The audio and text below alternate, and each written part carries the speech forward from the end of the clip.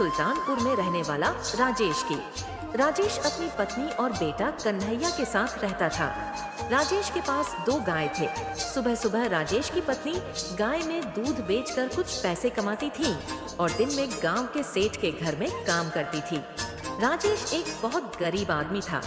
राजेश खेतों में मजदूरी करता था। इस बार सुल्तानपुर की गर्मी से लोग बहुत परेशान थे।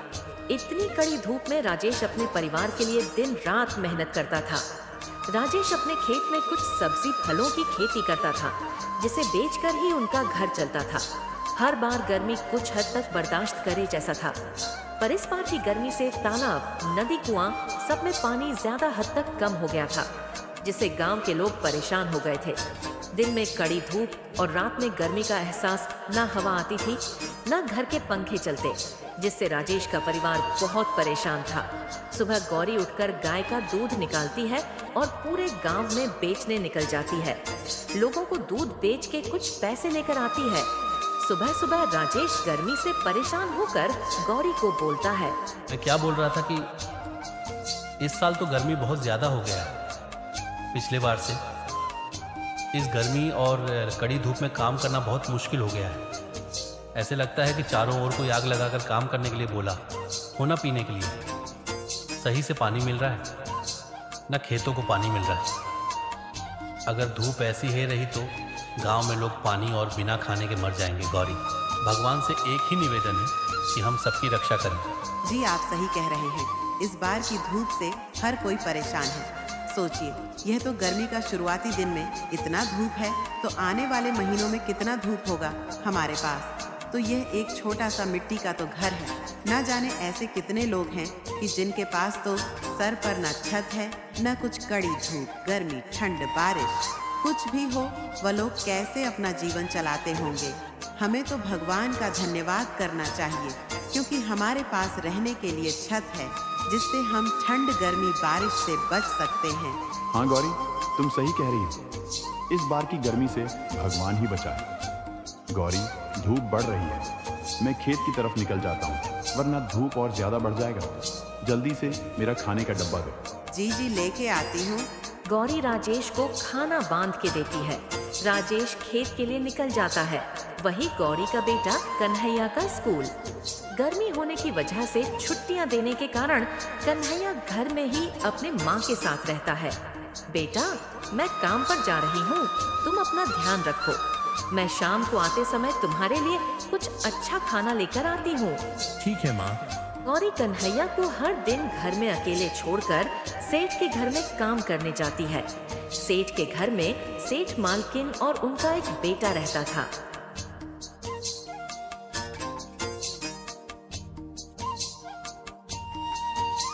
इतना देर करके आई हो गौरी? समय देखा है तुमने? सुबह के 10 बज रहे हैं। हम इतनी देर तक बिना खाए तुम्हारा इंतजार कर रहे हैं। खाना कौन बनाएगा नौकरानी? तू है या मैं हूँ? समझ नहीं आता। तुम्हें सही वक्त पर आना है।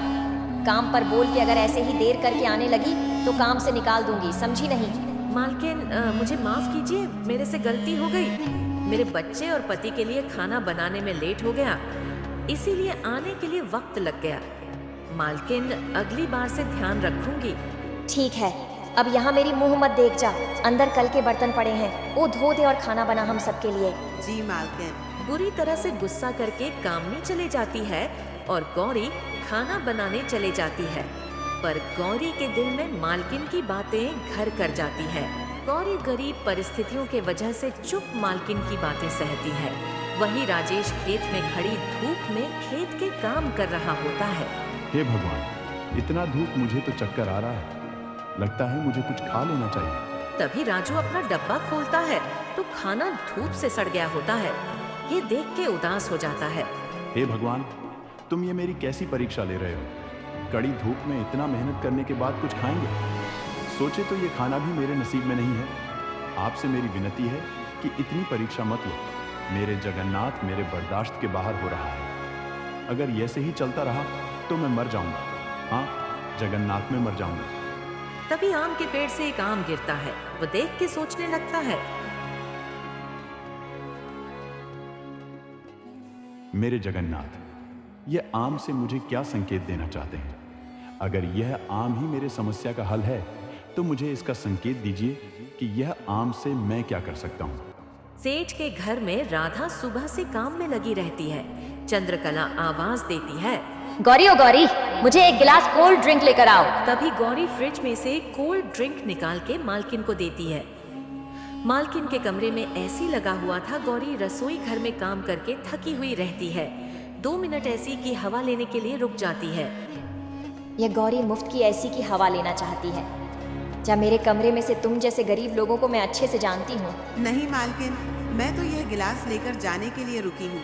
आप जैसा सोच रहे हैं वैसा कुछ नहीं है। निकलो यहाँ से। ठीक है। ये गिलास लेकर जाओ। मालकिन, इसमें कोल्ड ड्रिंक ऐसे ही है, इसका क्या करूँ? तेरे बच्चे के लिए लेकर जा और जा यहाँ से। तभी मालकिन का यह बर्ताव देख के गौरी बहुत दुखी हो जाती है। शाम हो जाती है। खेत का काम करके अपने बैलों के साथ घर की तरफ निकल जाता है। वही तरफ भी मालकिन के घर के काम खत्म करके बचा हुआ खाना और कोल्ड ड्रिंक लेकर घर की तरफ निकल जाती है। बेचारा कन्हैया कुछ खाया है कि नहीं, चलो घर जाकर देखती हूँ। कोल्ड ड्रिंक देख के भोला बहुत खुश हो जाएगा। घर आने के बाद, कन्हैया बेटा आओ, मैंने तुम्हारे लिए कुछ लेकर आई हूँ। क्या लेके आई हो माँ? मैं पूरा दिन अकेले घर में, बिल्कुल मन नहीं लगा माँ। कल से मैं भी आपके साथ जाऊंगा और घर में पंखा भी नहीं चल रहा है। अकेले नहीं रहूंगा माँ। बेटा मन नहीं लग रहा है तो तुम्हारा दोस्त के साथ खेलना था बेटा। मुझे कोई भी खेलने नहीं बुलाते, ना इतनी गर्मी में कोई भी बाहर खेलने नहीं आते। घर के अंदर खेलने गए तो जब टीवी और पंखा बंद कर दिए और बोले कि तुम गरीब लोगों को कुछ काम नहीं है क्या, टीवी पंखा चालू करते ही मुंह उठा के चले आ जाते हो, जाओ यहां से। संगीता, चाची, ऐसा बोल के भगा दी मां। ये सुन के दिल बहुत उदास हो जाती है। ऐसे लगने लगा था कि गरीब होना एक पाप है। नहीं बेटा, ऐसा नहीं बोलते। सुनो, मैंने तुम्हारे लिए कोल्ड ड्रिंक लेके आई हूँ। कोल्ड ड्रिंक मेरे लिए? हाँ, कोल्ड ड्रिंक। भोला बड़े मजे लेकर पीने लगता है। राधा खाना बनाने रसोई में जाती है। गाय को चारा डालकर घर में आता है।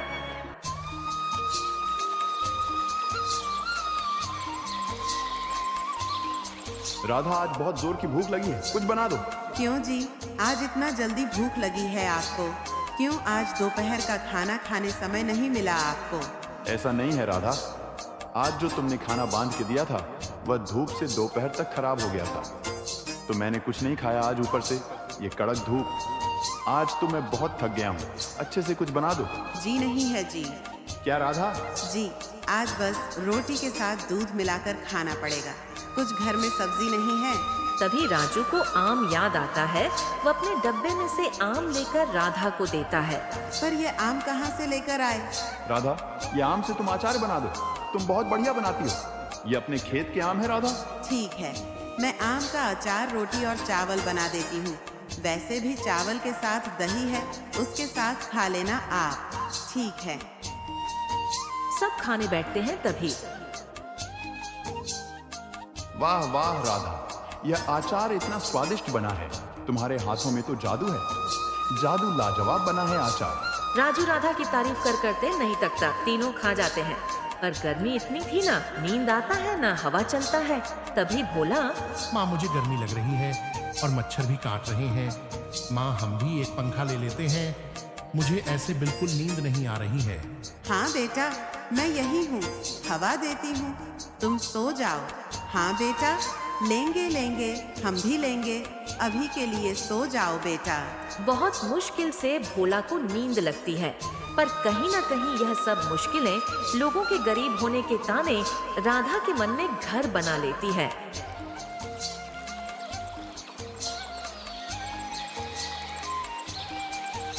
सुबह सुबह राधा गांव में दूध बेचने जाती है। दूध ले लो, दूध ताजी गाय की। दूध दूध ले लो, दूध ताजी गाय की।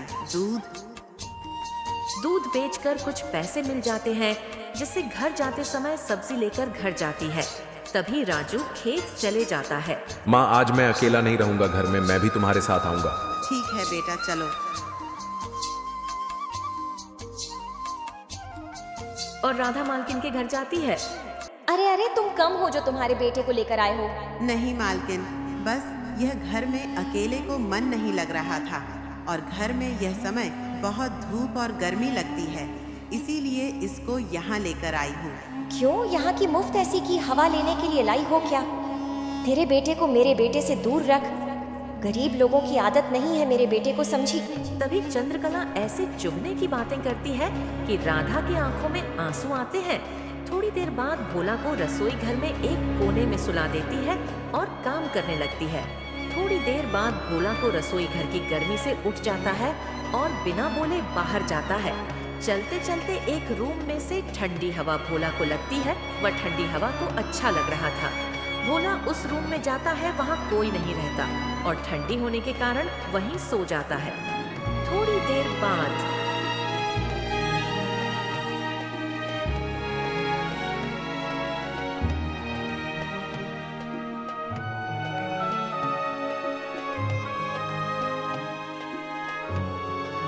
हे भगवान, छी छी, तेरे बेटे ने मेरे बेटे के बेड पर सो बेड गंदा कर दिया। तुम गरीब लोगों को कब से ऐसी की आदत लगी है? ये आवाज सुन के राधा रूम में आती है। भोला बेड पर सोया रहता है। माफ करिए मालकिन, बच्चा है, गलती हो गई। मेरे बेटे के रूम में आने का हिम्मत कैसे किया? कल से मत लेके आओ इसको मेरे घर में, समझी?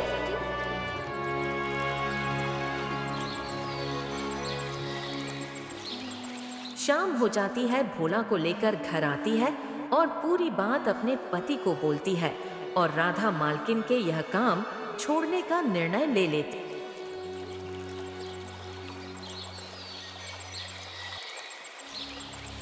है। सुबह मालकिन के घर में जाता है और बोलता है, मालकिन, मेरे इस महीने का पगार दे दीजिए। मालकिन महीने का तनख्वाह दे देती है। मैं आज के बाद आपके यहाँ मैं काम नहीं कर सकती। हम गरीब हैं पर अपने मेहनत का खाते हैं। हमसे आज के बाद ऊंची आवाज में बात करने का हिम्मत मत करना। इतना बोल के वहाँ से आती है। घर आने के बाद राजू सोचने लगता है, राधा, तुम अचार अच्छा बना लेती हो, क्यों ना हम अचार बना के बेचे? मुझे यकीन है कि तुम्हारी अचार सबको पसंद आएगा। जी, यह उपाय अच्छा है। मैं खेत से ताजे आम तोड़ के लेकर आता हूँ, तब तक तुम आचार्य बनाने का मसाला तैयार करो। ठीक है, मैं मसाला बनाती हूँ, तब तक आप आम लेकर आओ। ऐसा बोल के राजू खेत से आम लेने जाता है और राधा आचार्य का मसाला बनाने रसोई में जाती है। थोड़ी देर बाद राजू आम लेकर आता है और दोनों मिलकर आम का अचार बनाते हैं। देखते देखते उनके आचार पूरे गांव में सबका पसंदीदा अचार बन जाता है और राधा राजू अपने बेटे भोला के लिए एक ऐसी खरीद लेते हैं। सब हंसी खुशी गर्मी में ठंडी ऐसी का मजा लेते हैं। वह बोलते हैं ना कि वक्त बदलने देर नहीं लगती। वही राजू और राधा का भी था। मेहनत और ईमानदारी से पैसे कमा के अपने बेटे को अच्छे से अच्छा जीवन देने की कोशिश करते हैं।